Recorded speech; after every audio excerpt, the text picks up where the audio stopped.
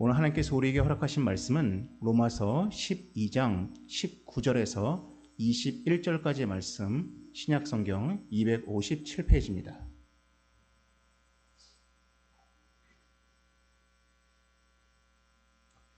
로마서 12장 19절에서 21절까지의 말씀, 제가 가지고 있는 성경으로 신약성경 257페이지입니다.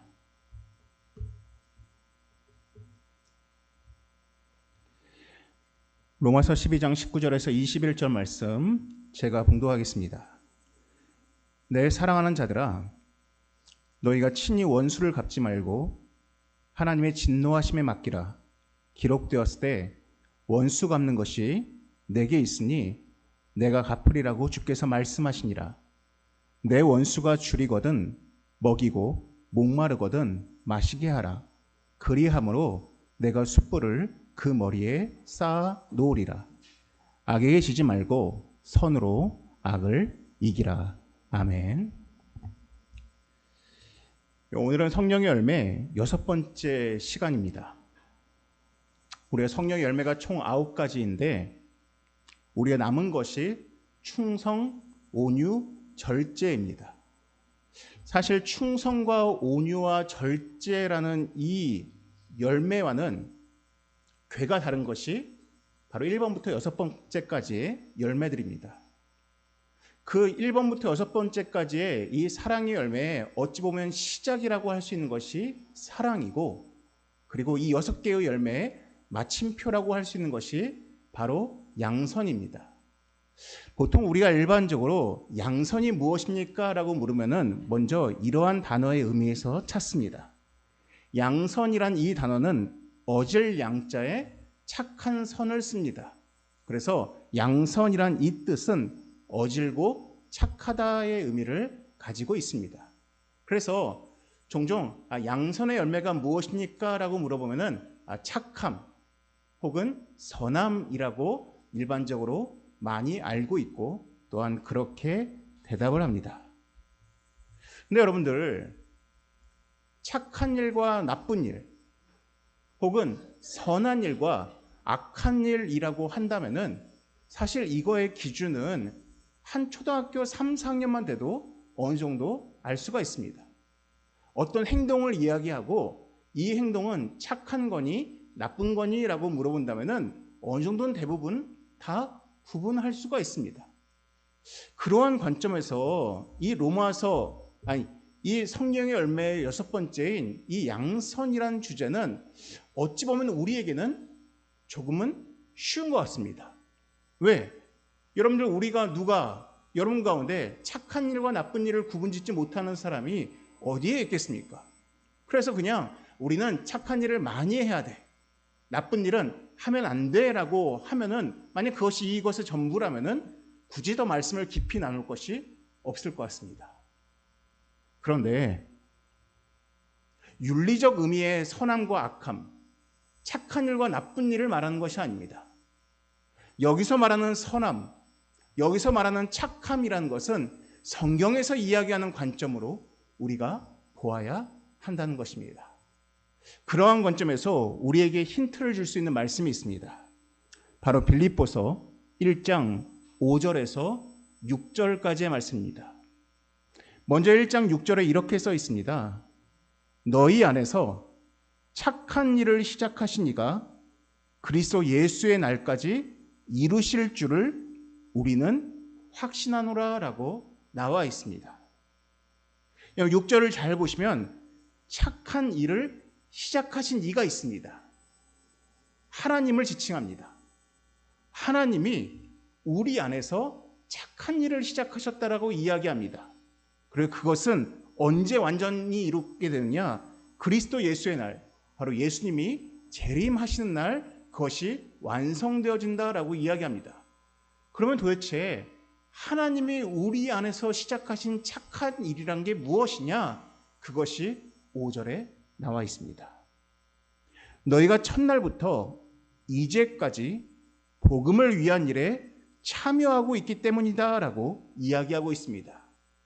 복음을 위한 일이 바로 착한 일을 말하고 있습니다. 그러면은 우리가 일반적으로 알고 있는 선한, 양선, 착한 일, 그냥 초등학교 2학년들도 아는 그러한 나쁘고 옳음의 그 기준을 말하는 것이 아니라 성경에서 이야기하는 선한 일, 성경에서 이야기하는 착한 일이라는 것은 단순한 윤리적 의미가 아니라 여기에 나와 있는 것처럼 어떠한 복음을 위한 일이라는 것을 말하고 있다는 것을 알 수가 있습니다. 이런 복음이 무엇입니까? 아까 우리 주호 형제가 기도할 때도 언급된 내용이었습니다. 예수께서 우리를 위해서 이 땅에 오시고 십자가의 죽으심을 통해서 우리를 구원하셨다는 사실이 복음입니다. 그래서 우리가 이것을 기쁜 소식이라고 합니다. 왜 이게 기쁜 소식입니까? 죽을 수밖에 없는 우리가 하나님의 은혜로 인해서 구원받았기 때문입니다. 그래서 하나님께서 우리에게 행하신 일, 그 복음, 그 착한 일이라는 것은 바로 우리를 살리신 것입니다. 그런데 5절에 나와 있듯이 우리가 이 일에 참여하고 있다는 것은 무슨 의미냐? 우리 주변에 있는 사람들을 다시 살아나도록 우리가 돕는 일을 이야기합니다. 여러분, 착한 일의 반대말이 무엇이겠습니까? 나쁜 일입니다. 나쁜 일을 성경에서는 뭐라고 지칭합니까? 죄라고 이야기합니다. 로마서 6장 23절에 이런 말씀이 있습니다. 죄의 삭은 사망이요 하나님의 은사는 그리스도 예수 우리 주 안에 있는 영생이라라고 이야기하고 있습니다. 여러분, 성경에서 이야기하는 착한 일과 나쁜 일이라는 것은 우리가 일반적으로 쉽게 구분짓는 윤리적인 것을 말하는 것이 아닙니다. 성경에서 말하는 나쁜 일, 죄라는 것, 악한 일이라는 것은 그 목적이 분명합니다. 그게 무엇인지 아십니까? 죽음입니다. 사망입니다. 그런데 성경에서 이야기하는 착한 일이라는 것은 무엇이냐? 여기에 나와 있듯이 영생, 바로 다시 사는 것입니다. 조금 더 쉽게 말씀드리겠습니다. 여러분, 성경에 언급된 죄들은 특징이 있습니다. 성경에 나오는 죄는 목적이 있습니다. 죄의 목적이 무엇인지 아십니까? 파괴입니다. 먼저는 여러분들의 자아를 파괴시킵니다. 매 순간 여러분들에게 걱정거리를 주고 절망을 던지고 근심을 던져주면서 여러분들의 자아를 파괴시킵니다. 또한 죄는 관계를 파괴시킵니다. 부모와 자식의 관계를 파괴시키고 부부간의 관계를 파괴시키고 여러분과 여러분 이웃과의 관계를 파괴시킵니다. 파멸에 이르게 합니다. 또한 여러분들의 삶을 파괴시킵니다. 여러분들의 미래에 대한 소망보다는 현재에 대한 절망과 과거에 대한 후회로 여러분들을 옥매어서 여러분들이 더 앞으로 나아가지 못하도록 여러분들을 파괴시킵니다. 이게 죄의 특징입니다. 이것이 나쁜 일의 특징입니다. 죄는 종국에 우리를 사망에 이르도록 한다는 것입니다. 반면에 선한 일이란 것은 하나님의 행하시는 선한 것은 우리에게 기회를 줍니다. 그 기회가 무엇인지 아십니까? 다시라는 기회입니다. 우리가 절망에 머물러 있는 것이 아니라 다시 일어나도록 우리에게 기회를 줍니다. 관계를 끝내는 것이 아니라 그 사람과의 관계가 다시 회복되도록 우리에게 기회를 줍니다. 우리가 미래에 대한 절망이 아니라 우리가 미래에 대한 소망을 다시 가질 수 있도록 우리에게 희망을 줍니다. 이것이 하나님이 우리 안에서 행하시는 선한 일의 특징인 것입니다. 제가 지난주에 좀 충격적인 이야기를 한 방송에서 보게 되었습니다. 그 유퀴즈라는 예능 프로그램에 그 이혼 전문 판사인 정영숙 판사가 나와서 본인이 판결을 내린 것 중에 가장 충격적인 이혼 사건을 소개해주는 이야기가 있었습니다. 내용이 이렇습니다. 결혼 전에 아내가 남성 편력이 있어서 남편이 결혼할 때 굉장히 고민을 많이 했다고 합니다. 하지만 그 아내를 너무 사랑해서 결국 결혼을 했습니다. 이 아내가 시댁에도 참 잘했다고 합니다. 그런데 남편은 출근하고 아내가 이제 시댁에 머물러 있던 어느 날 시아버지가 방문을 열었는데 그 방 안에서 시동생과 그 며느리의 불륜 장면을 시아버지가 목격한 것입니다. 근데 더욱 깜짝 놀란 것은 시아버지의 행동이었습니다. 시아버지는 그 모습을 보고서는 화를 내는 것이 아니라 빨리 정리하고 나와라 라는 말 한마디로 끈뜻을 내고 방문을 닫았다는 것입니다. 근데 알고 봤더니 이미 그 며느리는 시아버지랑도 불륜 관계를 갖고 있었다는 것입니다. 시아버지도 죄가 있기 때문에 자신의 원죄가 있으니까 그 며느리와 그 작은 아들을 향해서 무엇이라 말하지를 못했던 것입니다. 그런데도 아내는 또 어느 날 시동생과 불륜을 저지르다가 남편에게 들켜서 결국 아이들도 버리고 가출한 이 이야기가 그 판사님이 얘기해준 가장 충격적인 이야기였습니다. 제가 이 이야기를 듣고선 어떻게 사람이 이럴 수가 있지라고 처음에 많이 놀랐습니다. 근데 제가 이 이야기를 곱씹으면서 제 머릿속에 떠올라진 성경의 한 이야기가 있었습니다. 우리 같이 보면 좋겠습니다. 요한복음 8장입니다. 신약성경 157페이지입니다. 요한복음 8장입니다. 8장 4절입니다.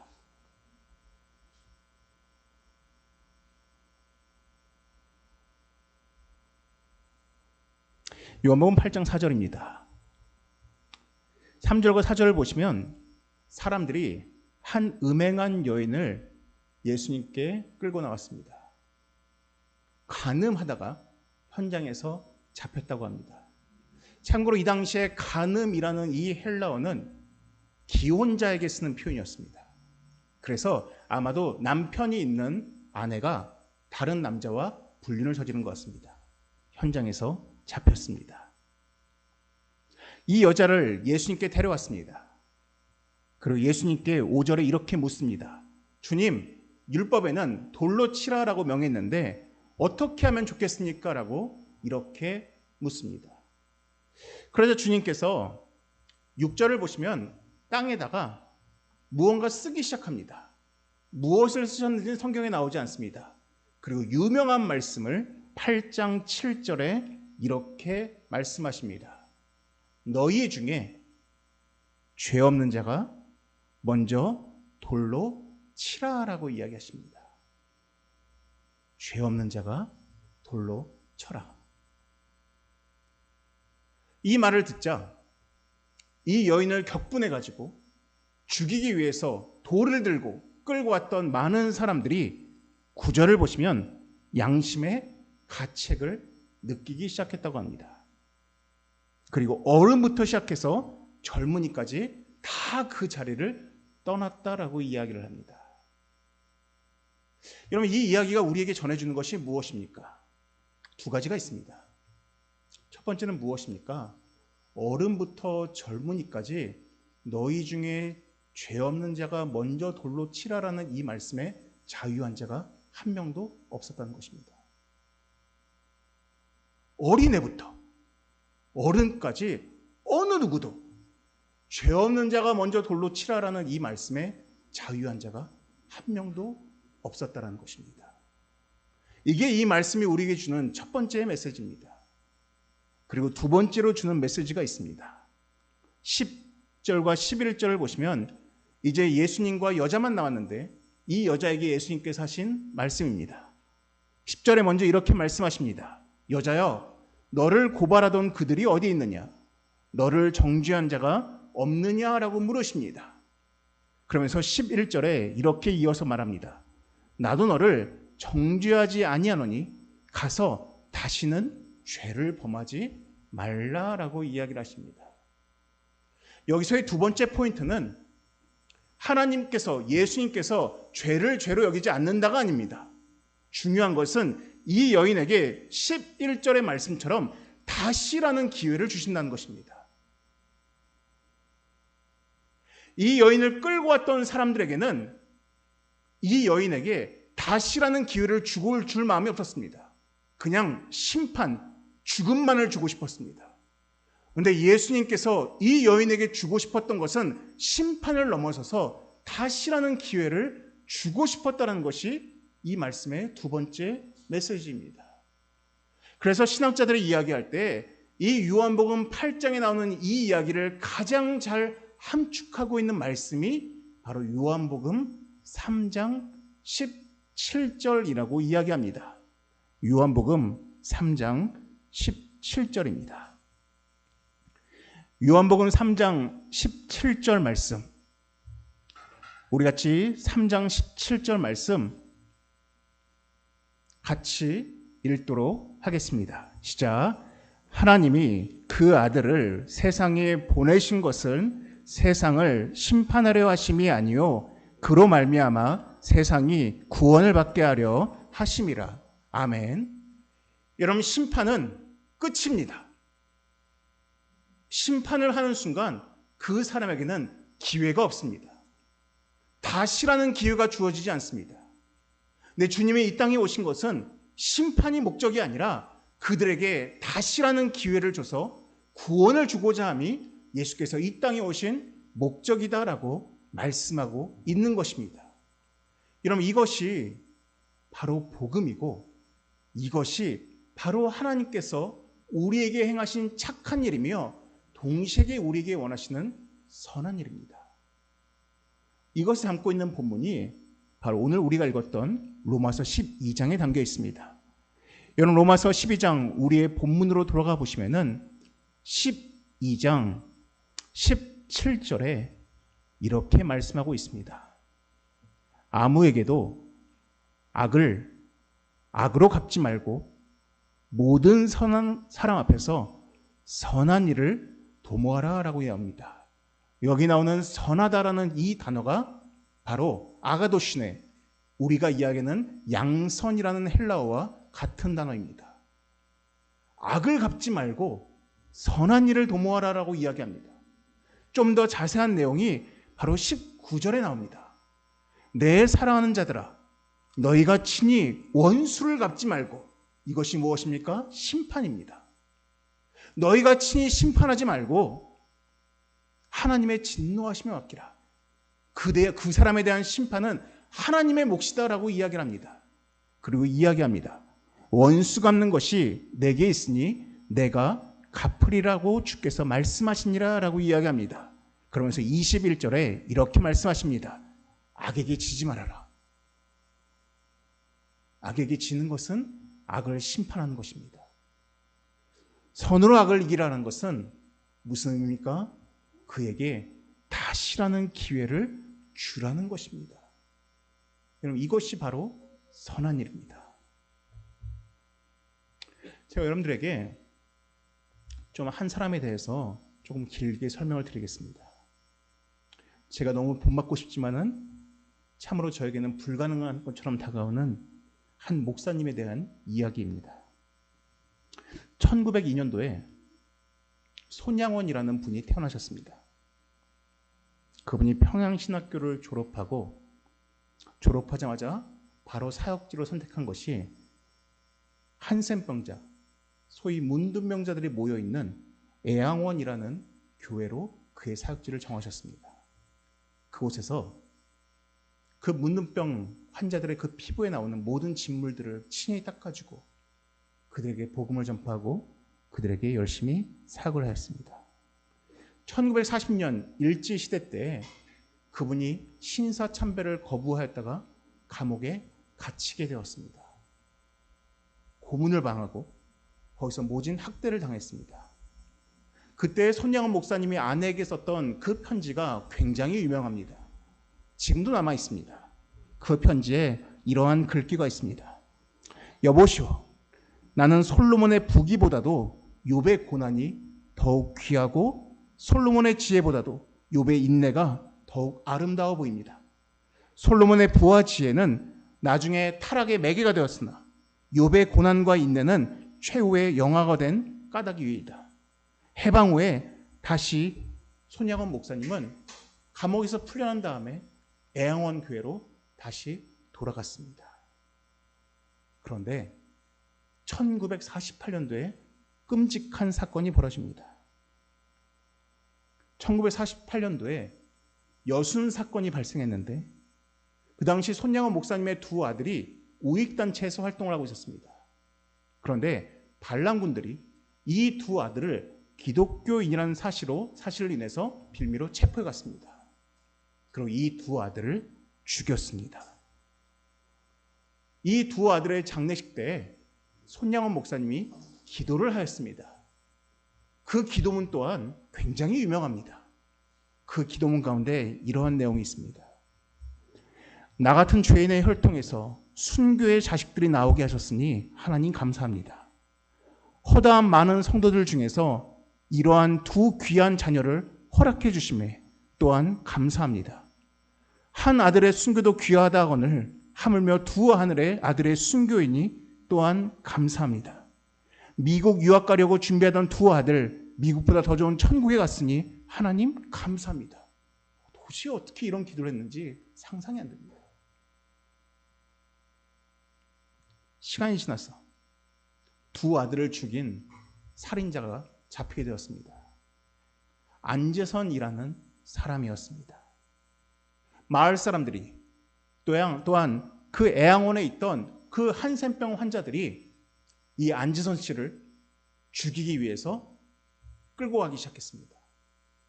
이 소식을 설교하고 있던 손양원 목사님 귀에 들어가게 됩니다. 그래서 손양원 목사님이 그 당시 막내딸이었던 여고생 그 막내딸을 부릅니다. 그리고 이야기합니다. 가서 그 사람 죽이지 못하게 해라. 그리고 가서 꼭 전해라. 내가 그 사람을 내 양자로 받아들일 테니까 죽이지 말라라고 이야기하라고 자신의 막내딸을 보냅니다. 그 막내딸이 훗날 자서전을 쓰면서 이러한 이야기를 합니다. 아버지의 그 이야기를 듣고서 너무 괴로웠다고 합니다. 어떻게 자신의 오빠를 죽인 그 살인자를 양자로 받아들일 수 있는지 이해가 안 됐다고 합니다. 그래서 가면서도 마음에 심한 갈등이 있었다고 합니다. 전할까 말까라는 갈등이었습니다. 결국 그 딸이 가서 이야기를 전합니다. 우리 아버지가 이 사람을 양자로 받아들이겠다고 합니다라고 하면서 전하게 됩니다. 결국 이 안재선 씨를 손양원 목사님이 자신의 양자로 받아들입니다. 그 안재선 씨가 그 손양원 목사님에게 앞에 와서 펑펑 울면서 차라리 그냥 자신을 죽여달라고 요구했다고 합니다. 도저히 난 살 자격이 없으니 당신의 양자로 살 자격이 없으니 그냥 나를 죽여달라고 심히 애통해했다고 합니다. 근데 손양원 목사님이 그냥 그를 받아줬습니다. 2년이 지나서 6.25가 터집니다. 많은 사람들이 피난길에 오르기 시작합니다. 그 애양원에 있던 한센병자들이 손양원 목사님을 붙들고 간청합니다. 제발 우리를 떠나달라. 제발 피신하셔라라고 이야기합니다. 손양원 목사님이 거부를 합니다. 그리고 애양원교회에서 그 한센병 환자들을 돌보다가 그 공산군을 맞이하게 됩니다. 그리고 기독교인이란 이유 때문에 그 자리에서 총살을 당해 죽음을 맞이하게 됩니다. 훗날 많은 이야기들이 전해지는데 백범 김구 선생님과 손양원 목사님이 굉장한 친분 관계가 있었다고 합니다. 근데 이 백범 김구 선생님이 이 손양원 목사가 자신의 두 아들을 죽인 안재선 씨를 자기의 양자로 받아들였던 그 이야기를 듣고서는 보낸 편지가 있었습니다. 그 내용에 이런 내용이 있습니다. 당신의 이 행동이 참으로 악을 이길 수 있는 최고의 선입니다라고 칭찬했다라는 말이 있습니다. 여러분, 이 말씀의 내용이, 이 이야기의 내용이 바로 20절에 나오는 이 내용과 너무 닮아 있습니다.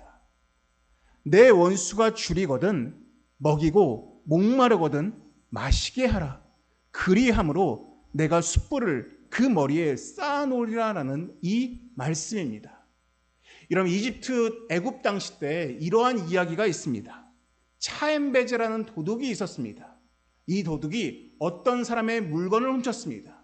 근데 이 사람이 물건을 훔친 후에 그 마음에 괴로움이 들어오기 시작했습니다.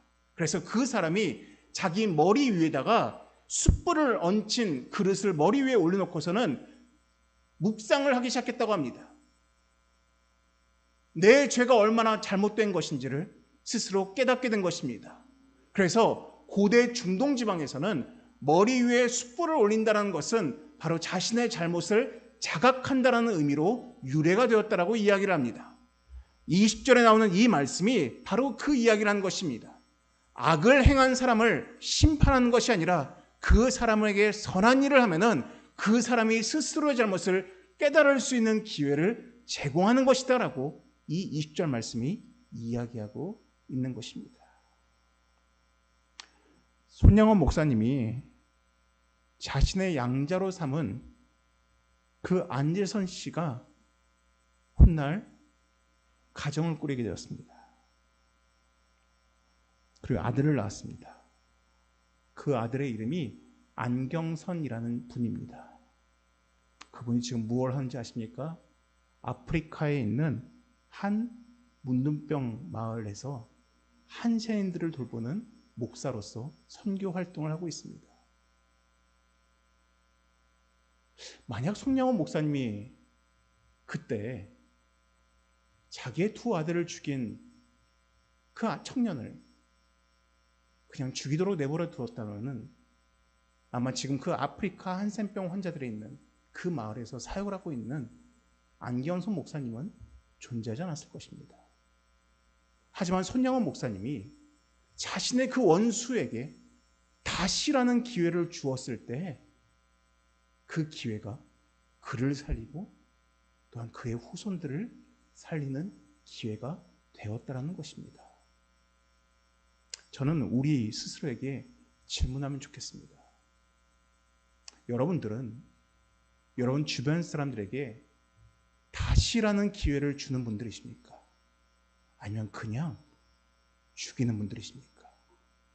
그냥 여러분들의 손으로 심판하는 것을 즐기는 분이십니까? 아니면 그 사람들이 자신의 머리 위에 숯불을 올리고 스스로가 하나님 앞에서 뉘우칠 수 있는 기회를 주는 분들이냐는 것입니다. 혹시 여러분들은 가늠한 여인 요한복음 8장의 그 이야기처럼 누군가가 죄를 지을 때마다 한 손에 돌을 들고 그 사람의 멱살을 끌고 와서 내가 이 사람에게 돌을 던지지 않으면 분이 풀리지 않는 그러한 분들의 모습이십니까? 아니면 예수님의 말씀을 매 순간 스스로에게 자문하면서 내가 죄가 있으니 함부로 돌을 던지지 않겠다라고 스스로 다짐하는 분들이냐는 것입니다. 성경이 말하는 양선은 단순히 좋은 일과 선한 일과 나쁜 일을 말하는 것이 아닙니다. 성경이 말하는 양선이라 함은 죄를 지은 그 사람에게 다시금 회복할 수 있는 기회를 줄 것이냐 아니면 내가 직접 심판할 것이냐를 말하고 있는 것입니다. 사랑하는 성도 여러분, 저는 우리 교회 공동체가 타인에 대해서 함부로 험담하고 비난하고 욕하는 그러한 모임의 백성들이 되지 않았으면 좋겠습니다. 함부로 다른 사람들이 다시라는 기회를 얻을 수 있는 그 시간을 못 기다려주고 함부로 돌을 던지는 자가 되지 않았으면 좋겠습니다. 참으로 빌립보 교인들에게 말씀하신 것처럼 우리 안에 시작한 그 착하신 일, 그 복음을 위한 일에 우리 모두가 함께 참여하여서 우리 주변에 어떠한 악한 사람이 있다 할지라도 그를 긍휼히 여기고 그를 오래 참고 그에게 자비를 베풀며 심판하는 자가 아니라 그에게 다시라는 기회를 줄 수 있는 여러분 되시기를 주님의 이름으로 축원합니다. 기도하시겠습니다. 사랑이 많으신 하나님 아버지, 하나님 때로는 우리 스스로가 의롭다라고 착각하여서 하나님 우리의 손에 돌을 들고 죄를 지은 자들, 악한 자들을 스스로 심판하려 할 때가 참 많이 있음을 이 시간 고백합니다. 타인의 잘못을 스스럼 없이 들춰내고 타인의 악을 함께 비방하며 즐기고 또한 그를 단두대 위에 올리는 것을 서슴지 않았던 것을 이 시간 고백합니다. 주님, 구하는 것은 우리를 심판하기 위함이 아니라 우리를 영생하기 위해서 이 땅에 오신 예수 그리스도를 본받아서 우리 또한 악한 자들을 심판한 자가 아니라 그들이 하나님 앞에서 다시금 일어설 수 있는 기회를 줄 수 있는 우리 말씀의 교회 공동체가 되게 하여 주시옵소서. 이 모든 말씀 예수님의 이름으로 기도드립니다. 아멘.